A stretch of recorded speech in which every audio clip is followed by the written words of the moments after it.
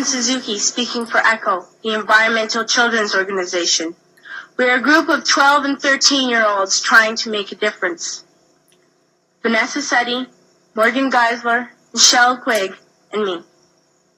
We've raised all the money to come here ourselves, to come 5,000 miles to tell you adults you must change your ways. Coming up here today, I have no hidden agenda. I am fighting for my future. Losing my future is not like losing an election or a few points on the stock market. I am here to speak for all generations to come. I am here to speak on behalf of the starving children around the world whose cries go unheard. I am here to speak for the countless animals dying across this planet because they have nowhere left to go. I am afraid to go out in the sun now because of the holes in our ozone. I am afraid to breathe the air because I don't know what chemicals are in it. I used to go fishing in Vancouver, my home, with my dad, until just a few years ago we found the fish full of cancers. And now we hear of animals and plants going extinct every day, vanishing forever. In my life, I have dreamt of seeing the great herds of wild animals, jungles and rainforests full of birds and butterflies, but now I wonder if they will even exist for my children to see.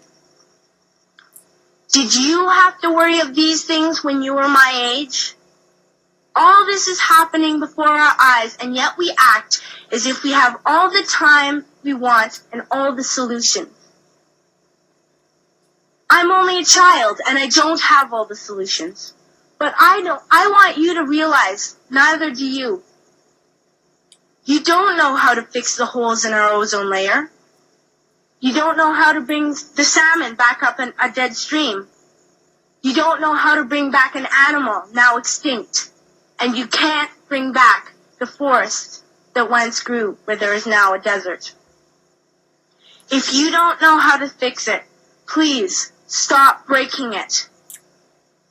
Here, you may be delegates of your government, business people, organizers, reporters, or politicians, but really, your mothers and fathers, sisters and brothers, aunts and uncles, and all of you are someone's child.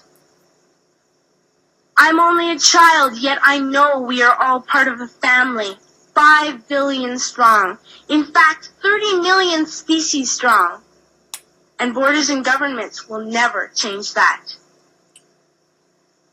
I'm only a child, yet I know we are all in this together and should act as one single world towards one single goal. In my anger, I am not blind, and in my fear, I am not afraid of telling the world how I feel. In my country, we make so much waste. We buy and throw away, buy and throw away, buy and throw away, and yet northern countries will not share with the needy. Even when we have more than enough, we are afraid to share. We are afraid to let go of some of our wealth. In Canada, we live the privileged life, with plenty of food, water, and shelter. We have watches, bicycles, computers, and television sets. The list could go on for 2 days.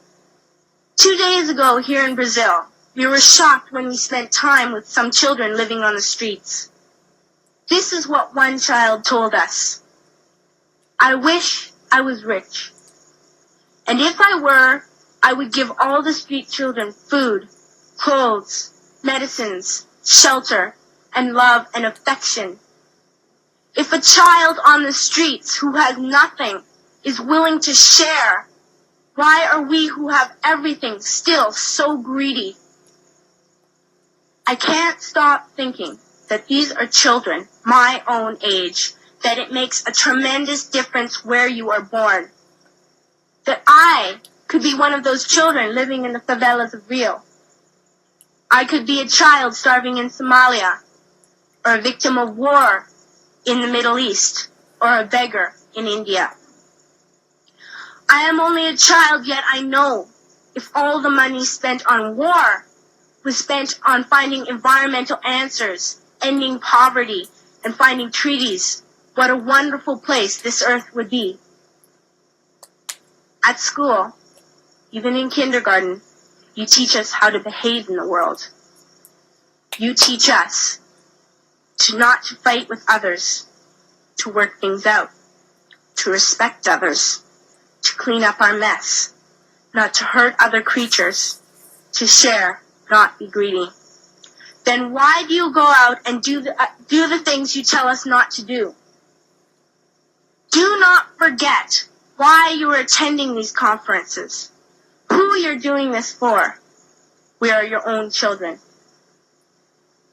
You are deciding what kind of a world we are growing up in.